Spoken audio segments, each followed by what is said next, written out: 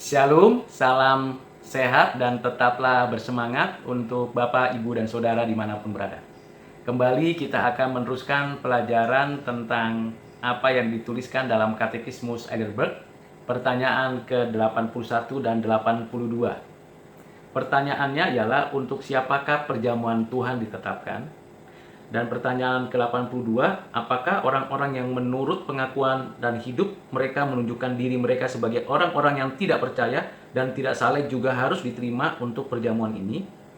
Sebelum kita mendapatkan jawaban dan penjelasannya, mari kita terlebih dahulu berdoa. Bapa di surga, di dalam nama Tuhan Yesus, pada hari ini kembali kami bersyukur karena kami akan belajar lagi tentang perjamuan kudus secara lebih dalam dan lebih luas. Tolong pimpin dan sertai baik kami yang menyampaikan maupun mendengarkan, agar setiap orang boleh semakin memiliki pengertian yang utuh lengkap dari pengajaran-Mu. Terima kasih Bapa, dalam nama Tuhan Yesus kami berdoa bersyukur. Amin. Bapak, Ibu, dan Saudara yang kekasih dalam Kristus, jawaban dari pertanyaan ke-81 ini yang berkaitan dengan penetapan perjamuan Tuhan. Perjamuan Tuhan ditetapkan untuk siapa? Untuk mereka yang benar-benar tidak senang terhadap diri mereka karena dosa-dosa mereka. Ini penting.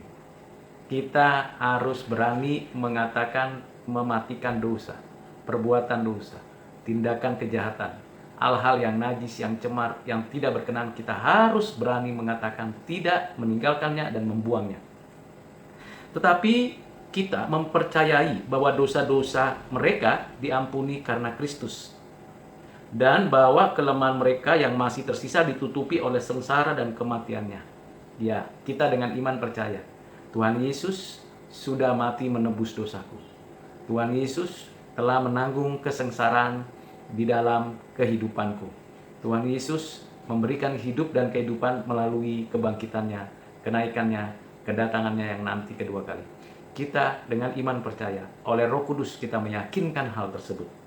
Yang juga merindukan agar iman mereka semakin dikuatkan dan hidup mereka semakin diperbaiki. Ya, kita selalu berupaya untuk memperbaiki diri, memiliki karakter yang saleh seperti karakter Tuhan. Karakter yang penuh cinta kasih, keadilan, kesucian, kebenaran, intelektualitas yang tinggi, dan berbagai hal yang Tuhan mau nyatakan bagi kita. Tetapi orang-orang yang munafik dan tidak berpaling kepada Allah dengan hati yang tulus akan memakan dan meminum penghukuman bagi diri mereka sendiri.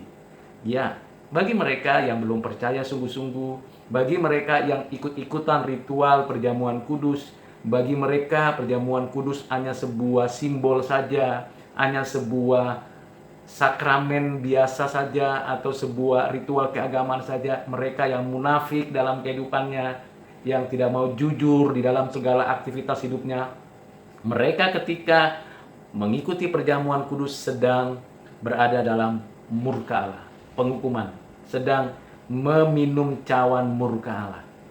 Hati-hati, waspada, dan berjaga-jagalah kita, agar kita tidak ikut-ikutan sebagai orang munafik, agar kita betul-betul meyakini hidup kita harus suci kudus, seperti yang Tuhan mau untuk kita lakukan. Pikiran, perkataan, dan perbuatan kita hari lepas hari harus makin kudus. Jawaban dari pertanyaan ke-82, orang-orang yang menurut pengakuan hidup mereka menunjukkan diri mereka sebagai orang-orang yang tidak percaya dan tidak saleh, haruskah diterima untuk perjamuan kudus, ikut perjamuan kudus? Jawabannya tidak. Gereja harus berani menegakkan disiplin. Disiplin gereja untuk memberikan bimbingan agar orang-orang munafik, orang-orang yang tidak mau mengikuti kehendak Tuhan, orang-orang yang hidup dalam keberdosaannya dapat kembali dulu bertobat dan hidup benar.